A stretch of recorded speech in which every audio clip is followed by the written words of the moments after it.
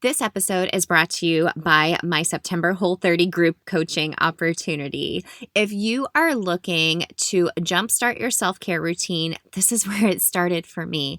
We start on September 9th with prepping for the Whole30, with day one being on September 14th. We'll go through your 30 days of the Whole30, get you into your reintroduction, and do it in a group setting where we're all there supporting each other, sharing recipes, sharing non-scale victories, and really starting with food to start changing your life. You know, I really take a holistic approach to Whole30, and although we do start with food, we talk a lot about self-care, obviously, mindset, food freedom, and what life is going to look like after your Whole30. So like I said, this was the jumpstart to my self-care routine and changing my life, and I know it can do the same for you like it has for me and my clients. So click the link in the show notes and let's start changing your life together. Hey friend, welcome to the Self-Care Isn't Selfish podcast. I'm your host, Emily Nichols.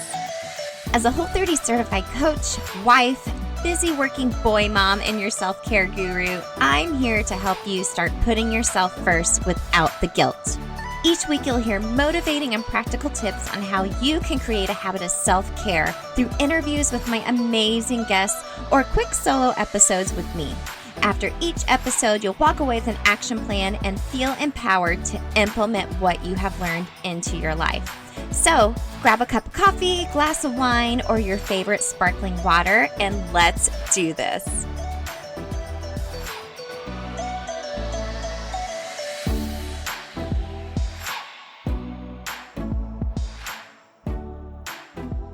You're listening to episode 59 of the Self-Care Isn't Selfish podcast.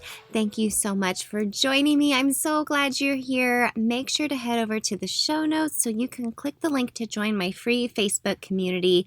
We worked on writing our own mission statements last week, and it was really a lot of fun, and I can hope to continue to do little mini workshops with everyone over there just to continue the conversation and, continue to connect with everybody, because that's such a high form of self-care and so needed right now.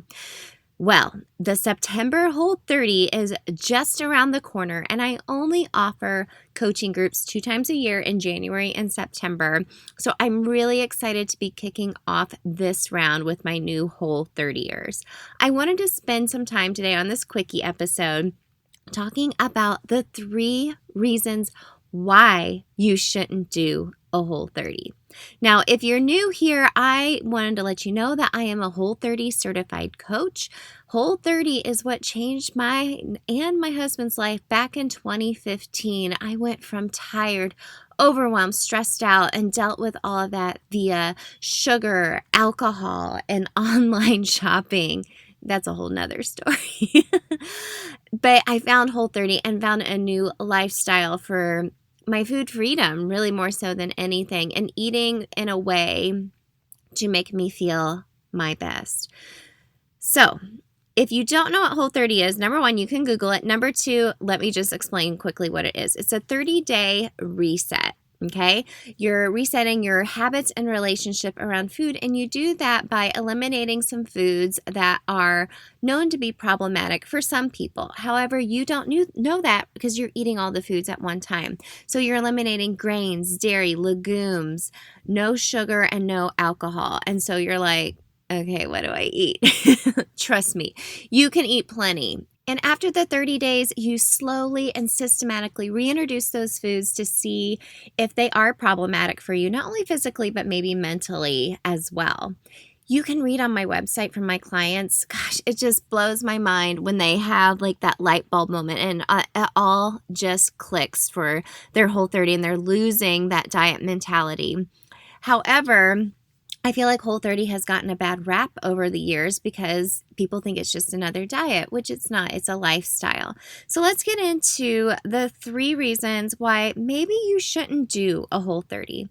And trigger warning to start, if you have a history of disordered eating, reminder to always consult with your doctor first before beginning any type of new eating protocol.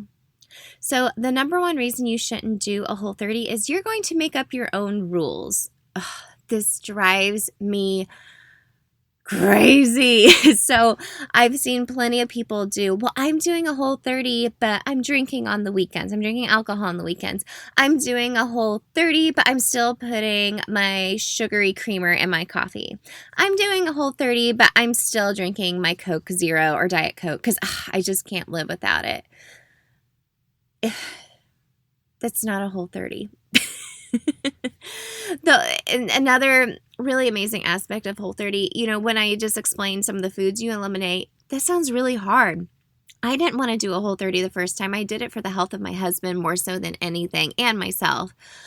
But I was like, man, this is really hardcore. I don't know if I can do this. But after I was done, I was like, man, I can do hard things, and I don't need to rely on some of the crutches that I thought I needed via sugar and alcohol to make myself feel better when I'm in a stressful situation. So if you want to do the Whole30, plan on following all of the rules. Don't make up your own rules. Okay? Deal. I'm giving you a virtual fist bump handshake because no, just don't do that.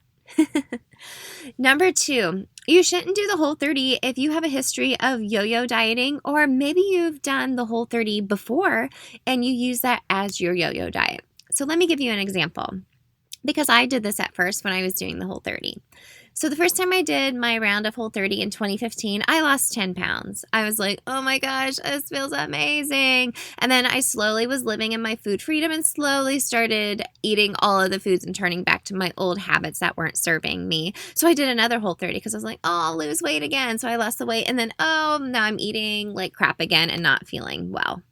It's a vicious cycle. So remember, this is a reset. It's not a diet. It turns into a lifestyle. And like I said, I've been on both sides where I abused it. And finally, it took me some time to really ease into my own food freedom, realize my triggers, and realize I don't need that stuff to make myself feel better. But we're coming from a diet culture mentality, and it takes some time to lose that mentality. So be patient with yourself. Give yourself a little grace.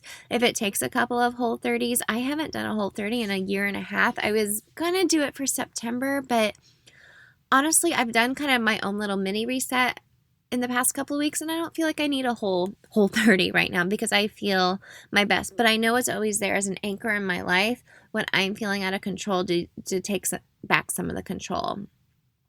And number 3, the third reason you shouldn't do a Whole30 is you're planning on doing a whole 365. You're a Whole30 lifer. You are never, ever going to eat a legume or have a sip of a margarita or, heaven forbid, touch a chocolate chip cookie.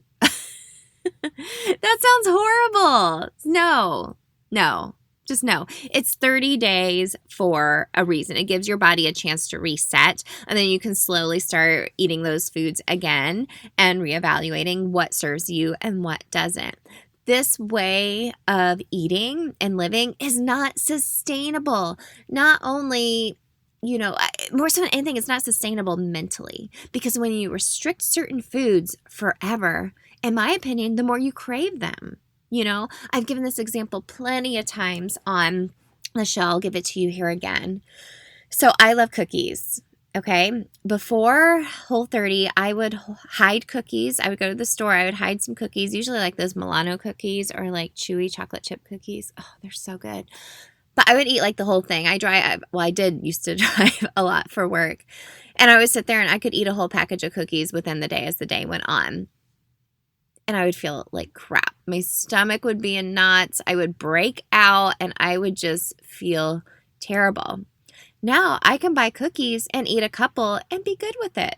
I won't eat the whole sleeve or whatever because I know it doesn't serve me anymore. And it took me some time to realize that the more I was trying to restrict things, even outside of a Whole30, the more I craved them. So like I said, enjoy a cookie or two, enjoy a cocktail or two. Just don't enjoy like a dozen or 20 of them because honestly, that's not going to feel good for anybody. But hey, we're all human. And if you do, give yourself some grace and move on. All right? Because trust me, I've been there plenty of times and I'm sure I'll be there again. But I love myself now and the way I eat doesn't define me at all.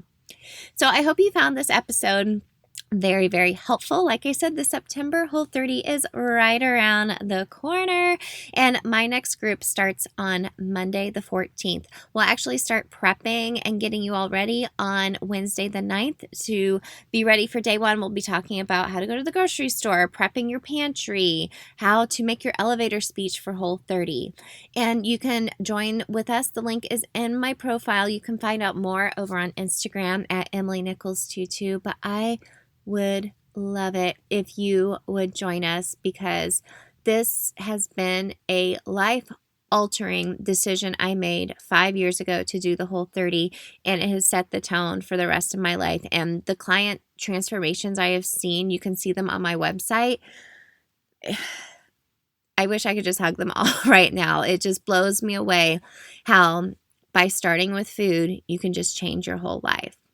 So love you all. Like I said, if you'd love to join me for my group Whole30, the link's in my profile. I have other Whole30 coaching opportunities. If a group setting is not for you, totally get it.